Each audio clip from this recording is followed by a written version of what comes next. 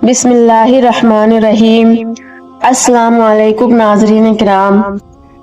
حضرت ساسا بن ناجیہ رضی اللہ تعالی عنہ کا یہ واقعہ ہے کہ وہ فرماتے ہیں کہ میں نبی کریم صلی اللہ علیہ وسلم کی خدمت میں حاضر ہوا۔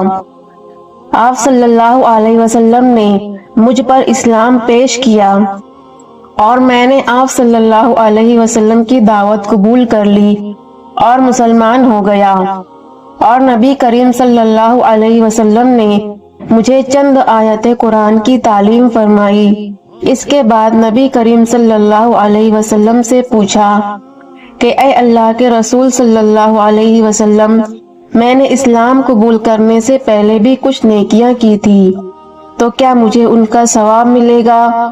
حضور صلی اللہ علیہ وسلم نے حضرت ساسا بن ناجیہ رضی اللہ تعالی عنہ سے پوچھا کہ تم نے اسلام قبول کرنے سے پہلے کون سی نیکیاں کی تھی؟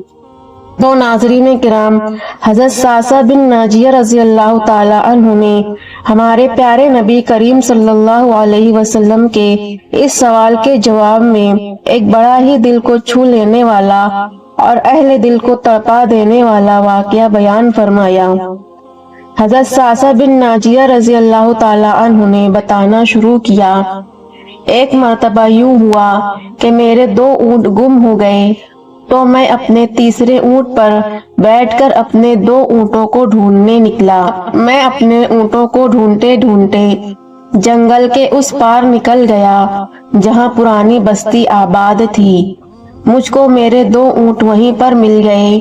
وہاں پر میں نے دیکھا کہ ایک بوڑھا آدمی بھی تھا جو میرے اونٹوں کی نگرانی کر رہا تھا۔ میں اس بوڑھے آدمی کے پاس گیا اور کہا کہ یہ دونوں اونٹ میرے ہیں، تو وہ بوڑھا آدمی کہنے لگا کہ یہ تو چرتے چرتے یہاں آئے تھے، اگر یہ تمہارے ہیں تو لے جاؤ ان کو۔ وہیں پاس میں اس بوڑھے آدمی کا مکان تھا۔ حضرت ساسا بن ناجیہ رضی اللہ تعالی عنہ فرماتے ہیں کہ میں وہیں اس بوڑھے آدمی کے ساتھ اس کے مکان کے باہر چارپائی پر بیٹھ گیا۔ پھر اس بوڑھے آدمی نے پانی اور کچھ کھجوریں منگوا لی۔ میں نے پانی پیا اور میں کھجوریں کھا ہی رہا تھا کہ اس بوڑھے آدمی کے گھر سے کسی بچے کے رونے کی آواز آئی۔ تو وہ بوڑھا پوچھنے لگا، بتاؤ بیٹی آئی یا بیٹا؟ یہ بات سن کر میں نے اس بوڑھے آدمی سے پوچھا کہ بیٹی ہوئی تو کیا کرو گے؟ تو بوڑھے آدمی نے جواب دیا کہ بیٹا ہوا تو قبیلے کی شان بڑھائے گا، اور اگر بیٹی ہوئی تو میں اسے کہیں لے جا کر زندہ دفن کرا دوں گا، کیونکہ میں اپنی گردن اپنے داماد کے سامنے جھکا نہیں سکتا۔ میں بیٹی کی پیدائش پر آنے والی مصیبت برداشت نہیں کر سکتا۔ میں ابھی اسے دفن کرا دوں گا۔ حضرت ساسا بن ناجیہ رضی اللہ تعالی عنہ فرماتے ہیں کہ اے اللہ کے نبی صلی اللہ علیہ وسلم، یہ سن کر میرا دل نرم ہو گیا۔ میں نے اس آدمی سے کہا کہ پھر پتہ کرو بیٹی ہے یا بیٹا ہے۔ جب اس نے معلوم کیا تو پتہ چلا کہ بیٹی پیدا ہوئی ہے۔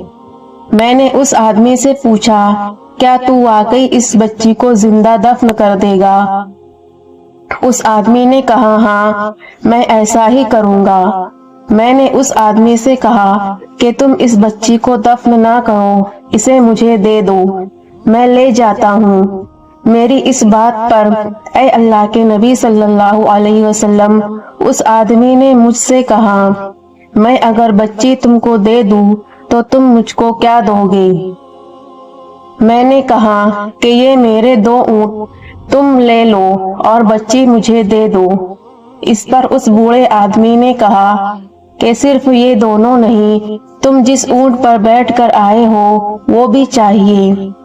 حضرت ساسا بن ناجیہ رضی اللہ تعالی عنہ فرماتے ہیں کہ میں راضی ہو گیا، اور میں نے اس بوڑھے آدمی کو کہا کہ ایک آدمی میرے ساتھ گھر بھیجو، یہ اونٹ مجھے گھر تک چھوڑ دے تو میں یہ اونٹ بھی واپس کر دوں گا۔ اس طرح اے اللہ کے رسول صلی اللہ علیہ وسلم، میں نے 3 اونٹ دے کر اس بچی کو لے لیا۔ اس بچے کو میں گھر لے آیا اور اسے اپنی خادمہ کو دیا، وہ اسے دودھ پلاتی اور اس کا اچھی طرح سے خیال رکھتی۔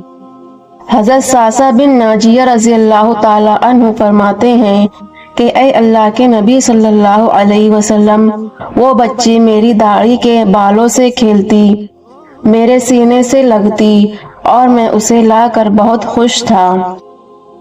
حضرت ساسا بن ناجیہ رضی اللہ تعالی عنہ فرماتے ہیں کہ مجھے یہ نیکی اتنی پسند آئی کہ میں نے اس کو اپنی عادت میں شامل کر لیا، اور میں ڈھونڈنے لگا کہ کون سا قبیلہ بچیوں کو دفن کرتا ہے، میں ان بچیوں کو فدیہ دے کر ان سے لے لیتا اور ان کی پرورش اپنے گھر میں کرتا تھا۔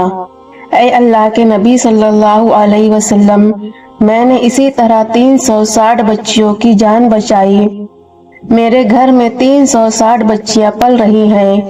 تو حضور پاک صلی اللہ علیہ وسلم، مجھے آپ بتائیں کہ کیا اللہ تعالیٰ مجھے اس نیکی کا اجر دیں گے؟ یہ سن کر حضور صلی اللہ علیہ وسلم کا رنگ بدل گیا اور داڑھی مبارک پر آنسو گرنے لگے۔ پھر آپ صلی اللہ علیہ وسلم نے فرمایا، تمہاری اسی نیکی کا یہ اجر ہے کہ اللہ پاک نے تمہیں اسلام کی دولت عطا فرما دی ہے۔ تو ناظرین کرام، اللہ پاک ہم بندوں سے اتنی زیادہ محبت فرماتے ہیں کہ اللہ پاک کسی کافر اور مشرک کی بھی نیکیوں کو ضائع نہیں ہونے دیتے۔ تو سوچے کہ اللہ پاک کے پاس ہم مسلمانوں کی نیکیوں کی کتنی قدر و قیمت ہوگی۔ اللہ پاک سے دعا ہے کہ اللہ پاک ہمیں نیکیاں کرنے کی اور گناہوں سے بچنے کی توفیق عطا فرمائے، آمین یا رب العالمین۔ ایسے ہی معتبر اور مستند واقعات کے لیے ہمارا چینل ایمان افروز واقعات کو سبسکرائب کریں۔ جزاک اللہ۔